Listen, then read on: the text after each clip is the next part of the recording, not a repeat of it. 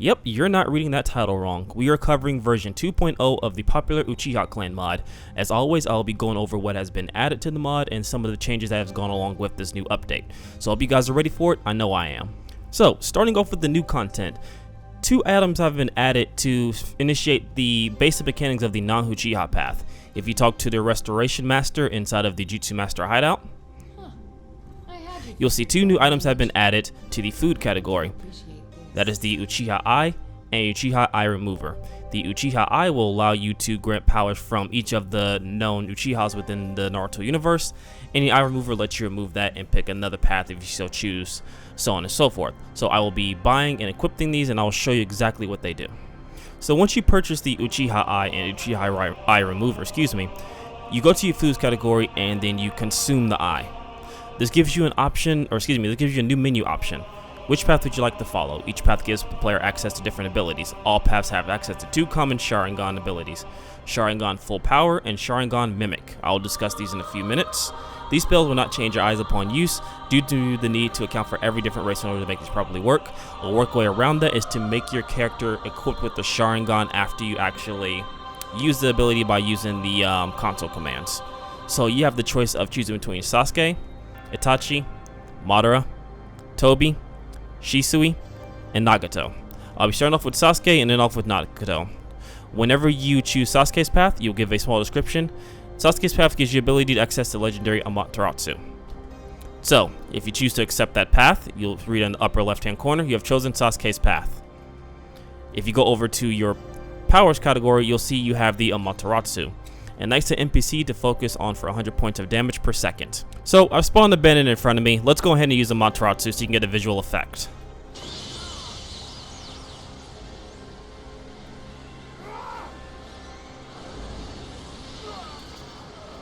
So next up is Itachi's path. If you choose to do so, you'll be given the legendary Tsukiyomi.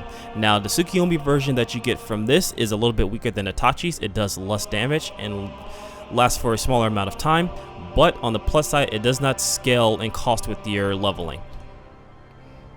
So we'll do the same thing here. I will summon another bandit, go over to your magic, look under powers, Tsukiyomi.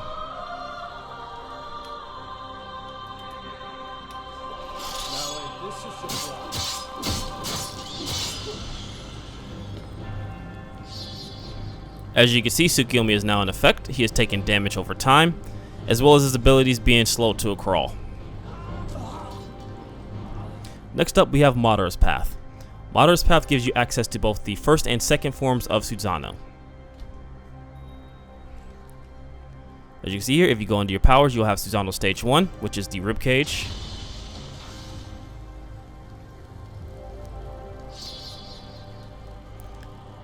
And then you have Stage 2, which is the full body skeleton.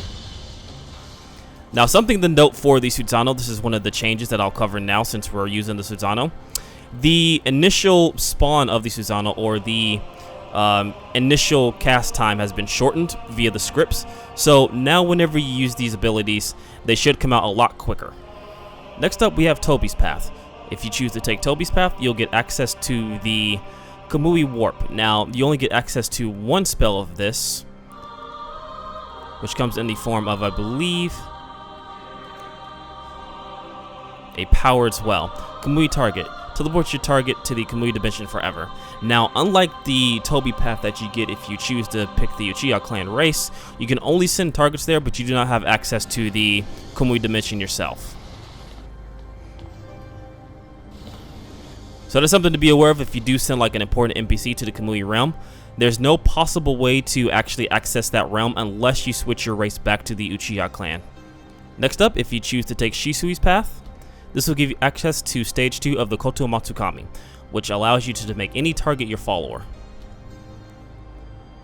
You can see listed under the powers option, you have Koto Matsukami, the Stage 2 version. We'll summon another bandit and we will make him our follower.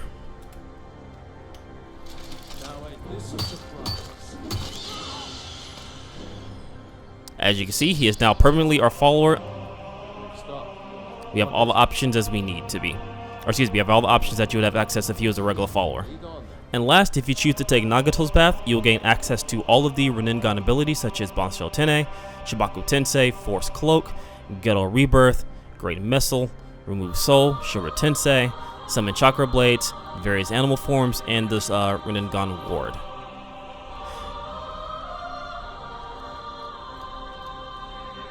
As you can see here, you have all the abilities that you would if you would choose the path regularly. Now, something to take note of whenever you use the spell, you will permanently have the Rinnegan ability active. That means you will always have the Detect Life. Now, in order to fix this, you will come over to the mod configuration menu if you choose to do so. Come over to the Uchiha Clan, go over to the Rinnegan, and I believe you can choose access as to, here you go, cast Rinnegan Detect Life. If you choose to disable this, whenever you cast a Rinnegan, and I believe it's the next time you cast it, there you go, it will take off the Detect Life. So that way, if you don't want to have a constant purple haze around NPCs, enemies, allies, etc., you can always turn off the option in the mod configuration menu. But you have access to all of the Rinnegan abilities, as you would if you would choose the Nagato path yourself. So goodbye, companion.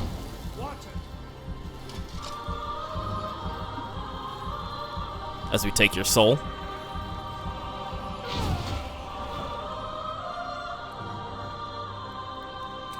Shinra Tensei.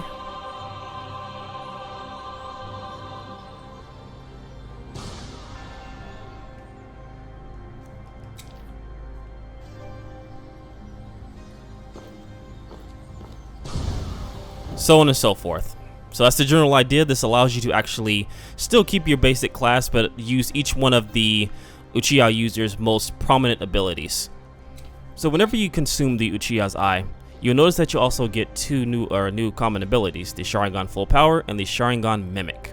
I will be explaining what these two are, but generally the Sharingan Full Power is what you expect. The Sharingan Mimic is what you're probably more interested in. Now, the Sharingan is what you get with any Uchiha Clan member. This is the level 2 version, so that means you'll slow down time up to level 2.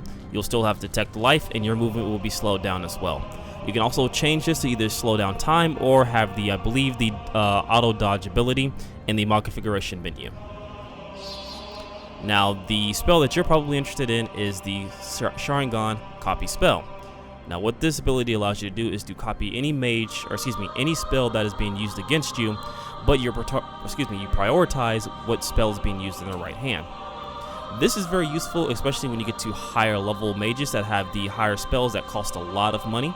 And this also lets you customize your character to how you see fit. If you see someone use a spell that you would want to get, pop this ability and you can copy their jutsu or their magic, if you will. So we'll be summoning I believe this is an Ice Bandit. And as you can see, he's using ice magic against me. I pop the ability, I take his greater ward.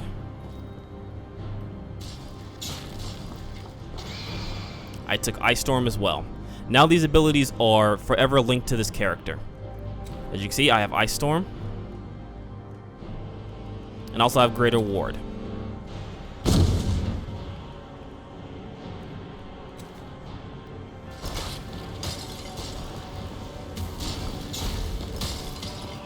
And as long as they change spells and use different spells, you can take as many spells as that character has. As you can see, I also took Icy Spear. So now these abilities are forever mine.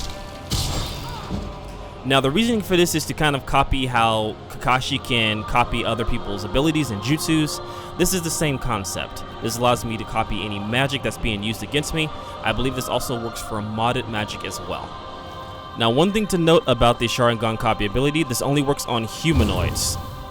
So as you can see, because I'm going against a Acronac, I cannot take his abilities or her abilities. As you can see on the upper left-hand corner, it is resisting the Sharingan copy spell. So that is one of the limitations of the Sharingan copy power. So switching back over to Hitomi, our more experienced Uchiha Clan user, we will be demonstrating some of the changes that have been made to each one of the paths. Starting off with Madara. Using the Rinnegan, the Mokuton, the the wood dragon and the wood clone should no longer drain into the player, absorb into the player now. These issues should be fixed. So we're going to demonstrate that now to see if that's the case.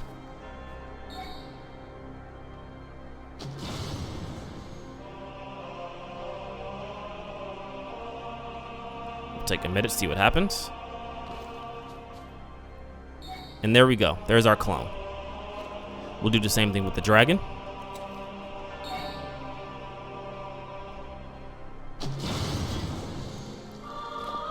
And there you have it.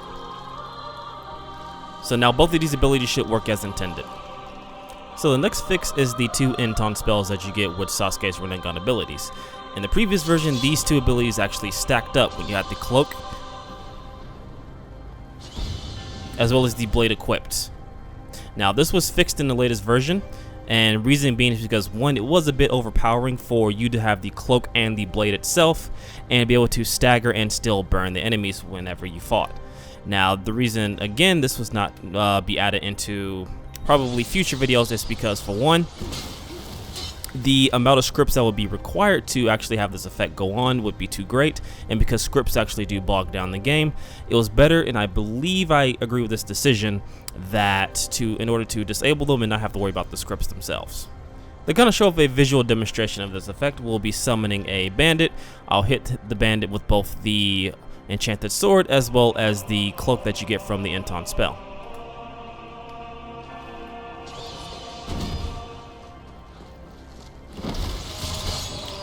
As you can see, he's still being affected, but the Amaterasu stack does not go faster, it does not add on. And he's not continuously staggered, unlike the previous version. So that's kind of a visual demonstration of what the fix has done for the Inton spells for Sasuke. In terms of Susanoo, I've already covered that the optimized increase of the summoning spell has been increased across the board for levels 1 through 4. Stage 2 of Susanoo, however, has received a different calculation for how it calculates damage. It is now a base increase across the board with your level, in regards to the old method, which was based around your certain levels, certain stats, etc., etc. This is to be more in line with the Werewolf the Werewolf perk Bestial Power Level 4. In layman's terms, that means you'll have a flat increase of power and you don't have to worry too much about leveling. And the last general change has been made to the Koto Matsukami Stage 3. This has been tuned up to be a little bit more reliable. Unfortunately, there's still an issue with them not playing a full animation when they're idle, but hopefully that is addressed sooner.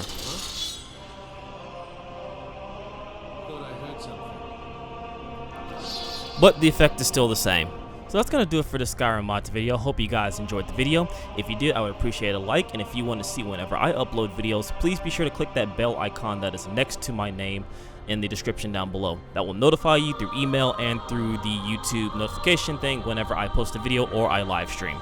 If you enjoyed the mod, I highly recommend you go to the mod page and endorse the mod and leave your thanks. For any general questions, I will try my best to answer them. For anything more advanced, I would recommend you go into the mod page itself, read through the forum, see if that question's already been asked and answered, and then ask your questions there. Catch you guys in the next video.